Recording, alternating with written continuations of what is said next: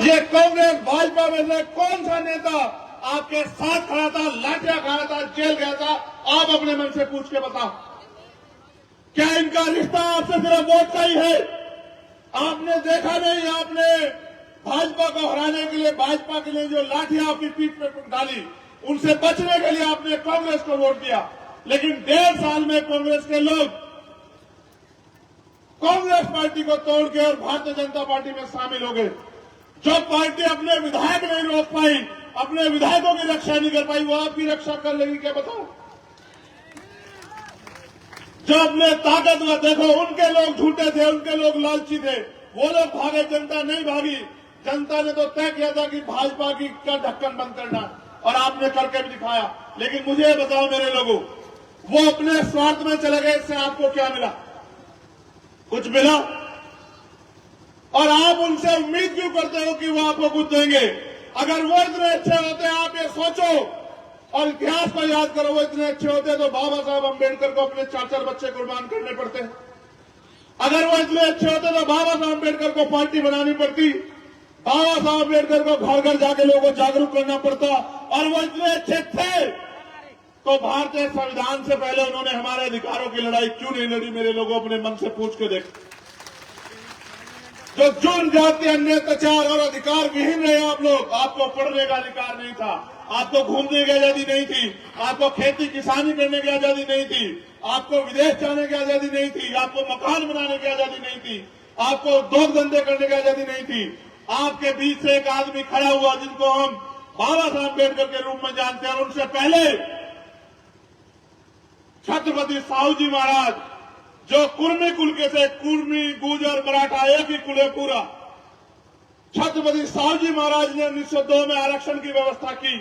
उससे पहले डॉक्टर बाबा साहब अम्बेडकर ने, जिनको गुरु माना, राष्ट्रपिता ज्योतिबा फूले ने, उन्होंने और उनकी पत्नी ने तमाम तरह के अपमान सहे और हमें हमारे पैरों पे खड़ा करने के लिए 18 स्कूल खोले।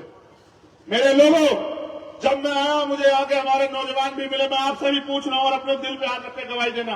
आप 12 फरवरी को जुटे थे मेरे साथ भोपाल में, और हमने अपना मांग पत्र सौंपा था सरकार को। आपके पास लाखों की भीड़ थी, लेकिन वोट की शक्ति उस समय नहीं थी, चुनाव नहीं था। आपके पास एमपी एमएलए नहीं थे, उन्होंने आपकी बात को नजरअंदाज कर दिया। आपको समझ आया कि लाखों की भीड़ भी कुछ नहीं कर सकती है। लेकिन अगर सोचो, आपके 10 एमएलए यहां होते तो मैं इस सरकार के गले में हाथ डाल के आपके सारे काम करवा देता। अभी मुझे हमारे लोग मिले, कह रहे भैया मान सम्मान नहीं मिल रहा है। आप मुझे जवाब देना मेरे लोगों, जो मिशन का काम करते हैं वो मान सम्मान की परवाह करते हैं क्या? आप मुझे अपने मन से बताओ, कोई ऐसा महापुरुष बताओ जिसने अपमान ना सहा और अपमान सह के इस लड़ाई को ना लड़ा। एक बताओ, क्या बाबा साहब अम्बेडकर ने अपमान नहीं सहा? तमाम तरह की प्रतिभा होने के बावजूद भी अपमान सहते रहे, आरोप प्रत्यारोप सहते रहे। जब बाबा साहब अम्बेडकर अपने समाज को जगाने के लिए काम कर रहे थे, लोग कहते हैं अंग्रेजों के एजेंट हैं। जब मान्यवर काशीराम साहब क्लास 1 के अफसर अपनी नौकरी छोड़ के इस काम को कर रहे थे, तो लोग उन्हें, कांग्रेस बीजेपी के लोग कहते हैं सीआईए के एजेंट हैं। और आज अगर आप काम कर रहे हो तो आपके बीच में कुछ बिकाऊ टाइप के लोग हैं, आपको भटकाने का काम करेंगे। मैं आपसे पूछना चाहता हूं, अपने दिल में हाथ रख के जवाब दो। आपकी तरफ जब जब अन्याय की आवाज उठी है, आपके साथ भीम आर्मी आजाद समाज पार्टी को छोड़ के कौन खड़ा था? अपने दिल से जवाब देके बताओ, कोई था क्या? आपसे चुनावी रिश्ते रखने वाले लोग आपके बीच में आएंगे, बड़ी बड़ी सभाएं करेंगे और कहेंगे ये आपकी जाति के नेता। मैं आपसे पूछना चाहता हूं, हमारे बहुजन समाज के लोग यहां बैठे हैं, जब आपके गुर्जर समाज में 25 तारीख को अन्याय हुआ, उसके बाद एक नेता बताओ कांग्रेस बीजेपी का जो आपके पक्ष में खड़ा होकर लड़ने का काम किया, किसने? आप बताओ। आप ये समझते हो जाति से नेता होता है? नहीं, वो सिर्फ अपनी पार्टी के सच्चे सिपाही हैं, आपके समाज के सिपाही नहीं है। उनको अपनी पार्टी के लिए समर्पित रहना है, समाज से उनका कोई लेना देना नहीं। जो समाज के लिए समर्पित है वो यहां बैठे हैं। मैं मानता हूं रविंद्र भाटी को कि वो हॉस्पिटल में थे, मुझसे कहा कि नहीं चलेंगे, दर्जी से जान चली जाए, लेकिन समाज के मान सम्मान की लड़ाई 12 फरवरी को चलेंगे। ये 12 फरवरी नहीं, कौन सितंबर का था? अक्टूबर को। और मैं कह रहा हूं कि मर जाओगे, भाटी कह रहे नहीं मरूंगा जीऊं, लेकिन मरूंगा भी अपनों के बीच और जीऊंगा भी अपनों के बीच, अब देखिए चलेंगे। भूपेंद्र कराना आम आदमी पार्टी में थे। मैंने इनसे पूछा कि भाई तुम्हारे समाज के लोगों की खाल उतारी जा रही है, तुम आम आदमी पार्टी का झंडा उठा, अपने नेता कहो बोले। जब इन्होंने कहा बोलो तो उन्होंने कहा तुम जातिवादी हो, तुम गुजरों की बात कर रहे हो, निकलो हमारी पार्टी से। एक सेकंड नहीं लगाई, भूपेंद्र ने कहा ये रखिए आपकी पार्टी, अगर मेरे समाज की बात आएगी और मैं उनकी लड़ाई नहीं लड़ता कमजोर वर्गों की, ऐसी पार्टी का कोई मतलब नहीं, मैं पार्टी को ठोकर मारता। हमारे लोगों को भले मैं समझता हूं उनके मन में होगा कि मैंने भूपेंद्र को यहां क्यों मौका दिया, उसका कारण मान्यवर काशीराम साहब कहते थे जिनका नेता नहीं होता उनका कुछ नहीं होता, जिनका दल नहीं होता उनमें बल नहीं होता, जिनके पास बल नहीं होता उनकी समस्याओं का हल नहीं होता। मैं मानता हूं कि भूपेंद्र यहां मजबूत है, आपकी आवाज बनेगा, आपके सामने खड़े होगा, कल आपकी तरफ कोई जुल्म होगा ये सीना तान के खड़ा होगा अपने भाइयों की रक्षा के लिए, इसलिए मैंने भूपेंद्र को मौका दिया। यहां हमने 100 से ज्यादा प्रत्याशी लड़ाए और उन 100 में से 70 प्रत्याशी हमने अपनी पार्टी संगठन के कार्यकर्ताओं को लड़ाया। 10-20 लोग ऐसे भी चाहिए जो इस समाज की पहरेदारी कर सके और इस समाज में एकता बना सके। हम एकजुट हुए बगैर इनका मुकाबला नहीं कर सकते। आप राम खिलाड़ी जी को भूल गए हो क्या बताओ? एक समय था राम खिलाड़ी जी का नाम था और राम खिलाड़ी जी हर कमजोर के आवाज थे, लेकिन उस राम खिलाड़ी को क्या मिला आपके आवाज आपकी लड़ाई लड़ने पे? उनकी हत्या की गई और हत्यारे बेखौफ होकर घूम रहे हैं। और दशरथ भाई यहां बैठे अभी मुझसे कह रहे थे पता नहीं भाई कौन सी गोली मुझे कहां से आके लगेगी। मैंने कहा दशरथ याद रखना ये धरती लाल हो जाएगी अगर तुम्हारी तरफ आप उठी, ये तुम्हारे भाई का वचन है, इस बात को याद रखना। ये लड़ाई स्वाभिमान सम्मान की है। यहां इस सभा में मेरे वो भी साथी बैठे हैं जो इस लड़ाई को 25 सितंबर वाली को लड़े और मैं उनको देख रहा हूं, वो छिपे छिपे बैठे हैं। उनके घर में बुलडोजर ले जा खड़ा किया गया, उन पर 5-5 हजार का इनाम रखा जाने, बहुत बड़ा अपराध कर दिया। और आप ये देखो अपराध सिर्फ ये है कि वो अपने समाज को खड़ा करने का प्रयास कर रहे हैं। ये मेरे लोगों मेरी बात पे गौर करो, ये लोकतंत्र में ये मौका मेरे नौजवान साथियों 5 साल में दोबारा तुम्हें 5 साल बाद मिलेगा, तुम तय करो। अगर तुम चूक गए, गलती कर दी, तुमने पहले भी वोट दी है, ये बहन बेटी हमारा सम्मान, यहां बैठी मैं इनका धन्यवाद करूंगा माओ बहनों का। लेकिन आप ये सोचो अगर इस देश में बहन बेटियों का अपमान होता है, जुल्म जाती होती है, इसके जिम्मेदार हम लोग, हम नालायक लोगों को, गैर जिम्मेदार लोगों को वोट देकर ताकत देते हैं, वो लोग अपने चंद पैसों में अपने जमीन को बेच देते हैं। अगर यहां वास्तविकता में आपके बीच के लोग आगे बढ़ेंगे तो आप बताओ डीएम-एसएसपी किसका होता है? मुझे बताओ। डीएम-एसएसपी उसका होता है, इसकी सरकार होती है। अगर यहां आपका आदमी ताकतवर होगा तो क्या कोई डीएम-एसएसपी आपके लोगों की हत्या करवा देगा या आपके लोगों की हत्या में शामिल व्यक्ति को बचा लेगा? क्या किसी बहन बेटी का अपमान होगा? देश को इतिहास को पढ़ो, 50,000 महिलाओं के साथ रेप हत्या होती है। आपकी बच्चियां, वो बच्चियां सोचते हो कभी तो हमारे लोग खड़े होंगे, कभी तो हमारे लोग हमारी पीड़ा को देखेंगे। ये उम्मीद करते हो कोई तो मसीहा जन्मेगा, कोई मसीहा वापस नहीं आएगा। आपको अपने पैरों पे इस लड़ाई को लड़ना पड़ेगा।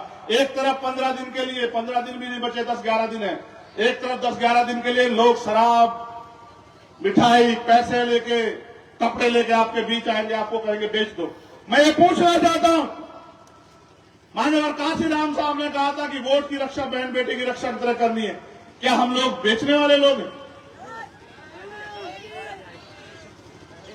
अगर बेचने वाले लोग हो तो फिर मुझसे, मैं तुमसे कोई शिकायत नहीं करूंगा। और स्वाभिमानी लोग हो तो आपसे कहूंगा कि आज के बाद घर सोना मत जाके मेरे लोगों, जितने फोन हो, दोस्त हो, रिश्तेदार हो, सबको कहना कि बहुत हुआ हमें सबको देखते हुए, इस बार हमें आजाद समाज पार्टी के प्रत्याशियों को मौका देना है और एक एक वोट केतली के चुनाव निशान पर डाल के देखो। आज आपका दल छोटा है, आज आपकी लोग मजाक बनाएंगे और कोई मानेगा भी नहीं कि आपका दल आगे बढ़ेगा।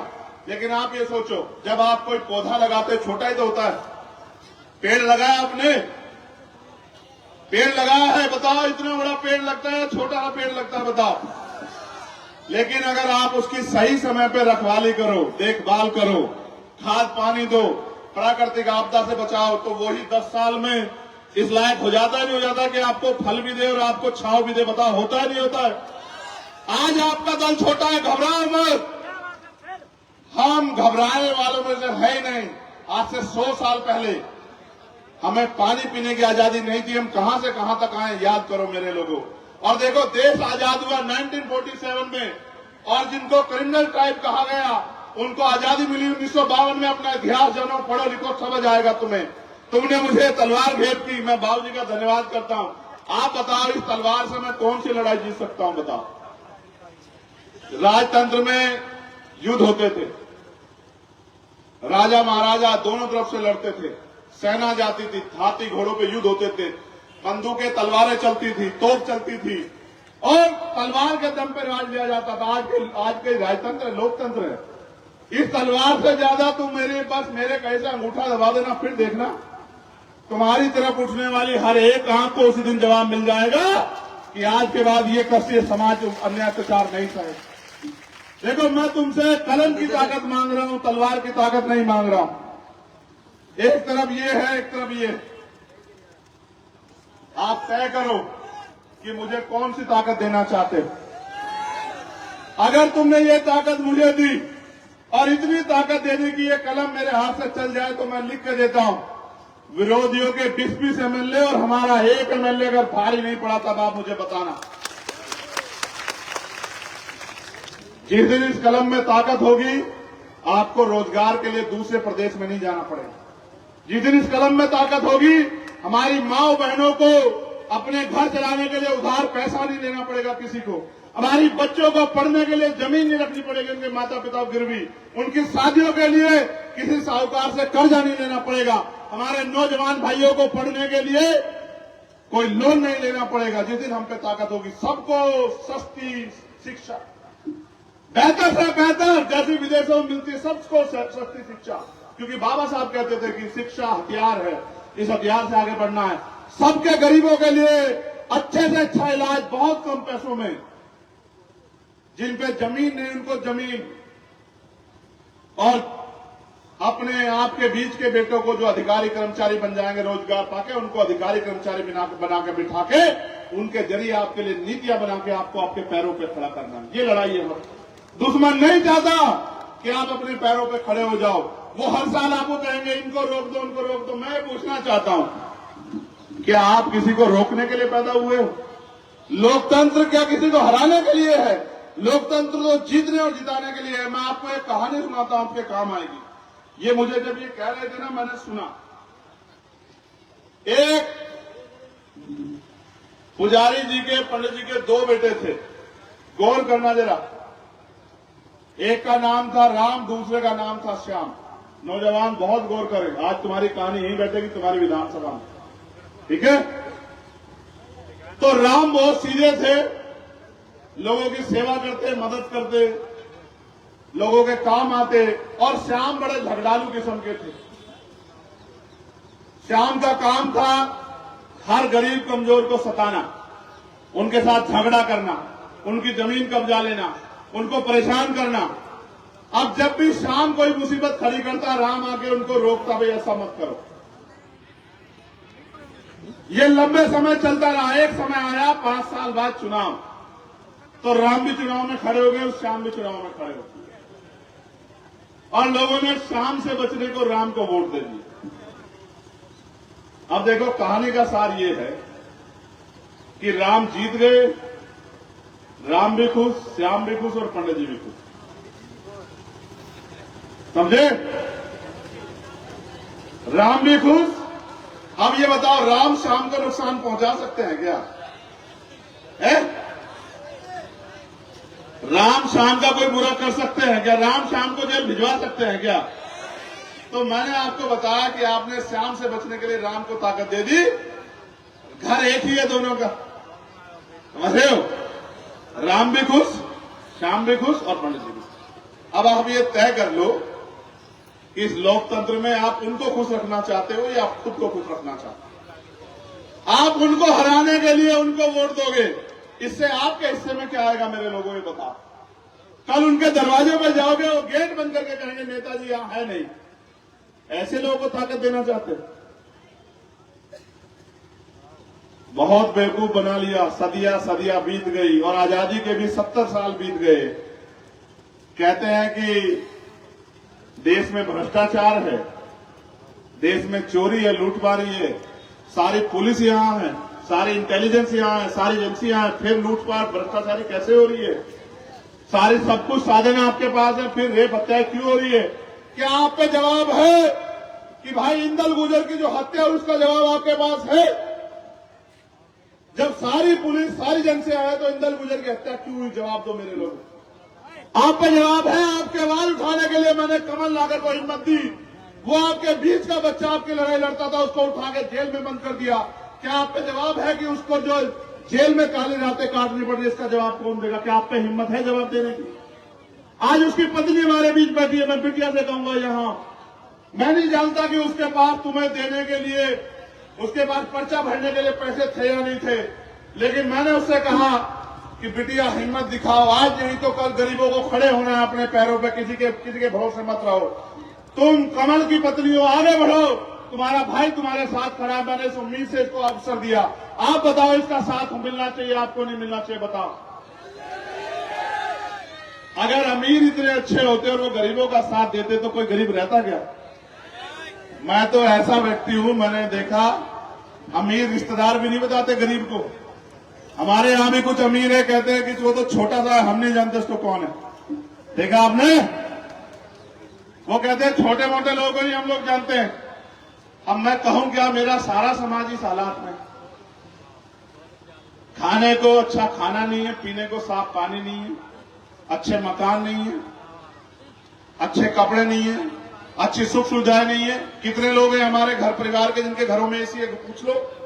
कितने ऐसे लोग हैं जिन पे 4 पैर गाड़ी है? पूछ लो। कितने ऐसे लोग हैं जिनकी खुद की दुकानें व्यापार है? पूछ लो। और कितने ऐसे लोग हैं जिन पे कर्ज है? तो पूछो अपने आप, आपको पता लग जाएगा। कितने ऐसे हैं जिनके बच्चों को सरकारी नौकरी मिली? पूछो, आपको पता लग जाएगा। कितने ऐसे हैं जिनको तमाम तरह की मुसीबतों का सामना करना, आपको पता लग जाएगा। और मैं इस लड़ाई को तब तक लड़ता रहूंगा जब तक मध्य प्रदेश का हर एक किसान, कमजोर और गरीब परिवार खुशहाल नहीं हो जाता, उनके चेहरों पे खुशी नहीं आ जाती, उनको वो सुख सुविधाएं नहीं मिलती जो इस प्रदेश के अमीर ले रहे हैं। कितनों के चार्टर प्लेन है, कितनों के हेलीकॉप्टर है कुछ आपके पास? लेकिन आपकी वोट लेके उनके पास चार्टर प्लेन भी है, उनके पास हेलीकॉप्टर भी है, उनके पास जहाज भी है, उनके पास गाड़ियां भी हैं, उनके पास खेत भी है, उनके पास सब कुछ है। अब आप ये तय करो कि आप अपना भविष्य कैसा चाहते हो। मैं अपने बुजुर्गों से कहना चाहता हूं, माओ बहनों से, क्या इस देश में अपने बच्चों का भविष्य गुलामी का चाहते हो या फिर स्वाभिमान सम्मान का चाहते हो? मुझे हाथ उठा के बताओ मेरे लोगों, कैसा भविष्य चाहते हो? जोर से बताओ, कैसा भविष्य चाहते हो? क्या गुलामी का भविष्य चाहोगे? दोनों हाथ उठा के बताओ, क्या अपने बच्चों को गुलामी की तरफ धकेलोगे या फिर अपने बच्चों को आजादी की तरफ लेके जाओगे कि उनको वो बुनियादी सुख सुविधा अधिकार मिले? बताओ क्या चाहते हो? अपने दोनों हाथ उठा के बताओ। स्वाभिमान सम्मान का जीवन चाहते हो नहीं चाहते हो? बताओ। वो जो मोटरसाइकिलों पे वहां खड़े हैं उनको पूछ रहा हूं, स्वाभिमान सम्मान का जीवन चाहते हो नहीं चाहते हो? बताओ। आपका चुनाव निशान क्या है? बताओ। जोर से बताओ, आवाज नहीं आई। ये केतली आपको अलादीन के चिराग जैसे नहीं लगती है? टीवी देखा नहीं देखा बचपन में? अगर टीवी देखा तो एक ऐसा चिराग आता था और उसको घिसो तो उसमें से निकलता था कुछ, और वो कहता था, क्या कहता था? क्या हुक्म मेरे आका? मैं भी तुमसे पूछ रहा हूं, इस केतली को भर दो और फिर मैं तुमसे पूछूंगा क्या हुक्म मेरे आका, फिर बताना तुम्हारा हुक्म पूरा होता नहीं होता। समझ रहे हो? और सुनो, हमारे यहां एक कहावत है, अब पता नहीं तुम्हें समझ आए ना आए, सबको तुमने आजमा के देख लिया। इस बार ये काम कर, आपकी लड़ाई लड़ने की, सड़कों की तो लड़ाई लड़ी, विधानसभा की लड़ाई लड़ने की ताकत भी दो। मेरी 60 साल की उम्र नहीं है कि घर जाके बैठना है। अभी मेरे ऊपर गोली चली, आपको पता नहीं चला? पता कहां चलाई गोली उन्होंने? मैं उनसे कहूंगा अगली बार गोली सीने पे चलाना। पीठ नहीं दिखाने वालों में से हूं मैं, सीने पे खाऊंगा तुम्हारी गोली। लेकिन मैं आपसे पूछना चाहता हूं, क्यों मारना चाहते हैं वो लोग मुझे? क्या मैंने उनकी कोई जमीन दबाई? क्या मैंने उनके किसी घर पे कब्जा किया? क्या मेरा उनसे कोई झगड़ा है? उनको ये लगता है कि अगर ये खड़ा हो गया तो ये खड़े हो जाएंगे, बस ये लड़ाई है उनकी मेरी। और अगर आप खड़े हो गए तो वो जाति के आधार पर गाली किसको देंगे? वो किसी गरीब की बच्ची को अपमानित कैसे कर पाएंगे अगर आप खड़े हो गए? वो किसी किसान के मेरे की खून से होली जैसे कल खेली गई इंदल के खून से वो कैसे खेलेंगे? ये लड़ाई है बस। अगर मेरी लड़ाई होती तो वो मेरे पास बहुत आते हैं बैग भर भर के, मुझसे लेके रुक जाओ।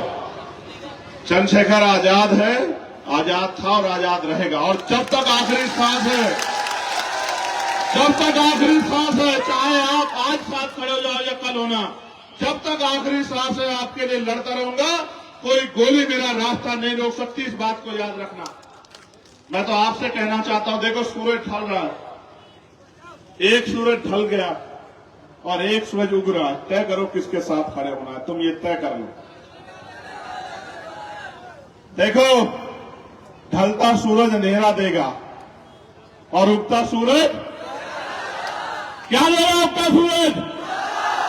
मैं तो मेरा बस चलता तो मैं चुनाव चिन्ह भी उगता सूरज मांगता, मगर मेरी वहां चलती कम है, समझ रहे हो? देखो, नॉमिनेशन शुरू होने के आखिरी दिन सिंबल दिया, आखिरी दिन सिंबल दिया। वहां बैठे ताकतवर लोग ऐसा मजाक उड़ाते हैं तुम्हारे भाई का। आखिरी दिन सिंबल दिया, रोक के रखा सिंबल, कई जगह सिंबल दूसरे लोगों को दे दिया, कई पर्चे खारिज कर दिए। घबरा नहीं रहे, क्योंकि ये जानते हैं कि ये आसानी से रास्ता नहीं देंगे। क्या कभी अमीर जगत आसानी से अपनी जेब से कुछ निकालता है क्या? तो इसलिए कह रहा हूं, आपसे आखिरी बार पूछना चाहता हूं, हो सकता है आपके बीच ना आ पाऊं, और ये भी नहीं पता अगर एक विधायक सभा करता कितनी फोर्स लगी होती है, आप यहां बताओ।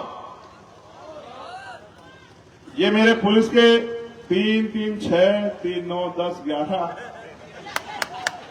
15 एक भाई लगाए, और वो भी बेचारे वहां खड़े हैं, कह रहे हैं कि सभा सुबह करके चला जाएगा। छोड़ दो, यहां इस भीड़ में कोई भी जिस तरह के हालात हैं कोई नुकसान पहुंचा सकता है, लेकिन तुम्हारी जिंदगी से किसी को फर्क नहीं पड़ता। तुम मरो या जियो, इससे कोई फर्क नहीं पड़ता। ये जिम्मेदारी तुम्हारी है। तुम ये सोचते हो ये बेचारे रक्षा करेंगे, तुम्हें करनी है रक्षा। अगर तुम चाहते हो चंद्रशेखर आजाद जिए तो अपने आप बनो सिपाही, अपने आप लो ये बागडोर हाथ में संभालो। मैं उनकी गलती नहीं निकालता, क्योंकि वो तो बेचारे सरकार के साथ चलेंगे, मगर मैं उनको भी कहना चाहता हूं, मेरे साथियों, तुम भी हमारे बीच के रुक जाओ। इधर जब हमारे विधायक जीत के आएंगे और हमारे जरिए सरकार बनेगी, उस दिन मैं तुमसे बात करूंगा, याद रखो, चिंता मत करो, समय बदलेगा। ऐसा थोड़ा है कि लोकतंत्र में हमेशा कमजोर रहेंगे हम लोग, कमजोर रहोगे। ये लोकतंत्र है, कमजोर नहीं रहेंगे। जिस दिन ये ताकत, ये कमजोर अपनी ताकत समझ गए और इकट्ठे हो गए, जैसे एकता आज यहां दिख रही है, अगर इन्होंने गांव में बना ली और ये किसी के बहकावे में नहीं आए, किसी के पैसों के लालच में नहीं पड़े, और इन्होंने स्वाभिमान सम्मान की लड़ाई लड़ी, तो मैं इसी बार दिखाऊंगा कि जो अधिकारी कर्मचारी आपको आंख दिखाते हैं वो आपके घरों पे आके सैल्यूट मारेंगे। तुम लोगों को मेरी बात को याद रखना। जिन अधिकारी कर्मचारियों के दफ्तरों में तुम लोग घंटे खड़े रहते हो, वो तुम्हारे दरवाजे में घंटे खड़े रहेंगे कि सर बताइए क्या काम है। अभी क्या लोकतंत्र की शक्ति नहीं समझते? हम समझते हैं, हम सब समझते हैं, मगर हम ये भी समझते हैं इस अपमान को सह के हम लोग घबराते नहीं, इस अपमान को सह के हम लोग ताकत बनाते हैं। और क्योंकि अभी हमें बाबा साहब अम्बेडकर के स्टैच्यू में माल्यार्पण करने जाना है, मैं आपसे भी कहूंगा, और मैं पहले आपसे कहूंगा, अनुशासन में चलना। तुम्हारे बीच में कोई नहीं आएगा तुम्हारी मदद करने, तुम्हें खुद बनना है सिपाही। अगर मुझसे प्यार करते हो तो अनुशासन में चलना। मैं इनसे नहीं कहूंगा कुछ भी, और मैं उम्मीद करूंगा मैं इनसे कि बेचारे कुछ करें, इनको तो कह के भेजा गया वो क्या करना है। और मैं आपसे भी आग्रह करूंगा बहुत अनुशासन में चलना, और जब रैली खत्म हो जाए, माल्यार्पण हो जाए, तो अनुशासन में जाना। आखिरी बात, अपने नौजवान भाइयों से मोटरसाइकिल लहरा के मत चलाया करो, आराम से चला करो, तुम्हारी जिंदगी कीमती है। चलो एक नारा मेरे साथ जोरदार तरीके से लगाओ, सारी पार्टी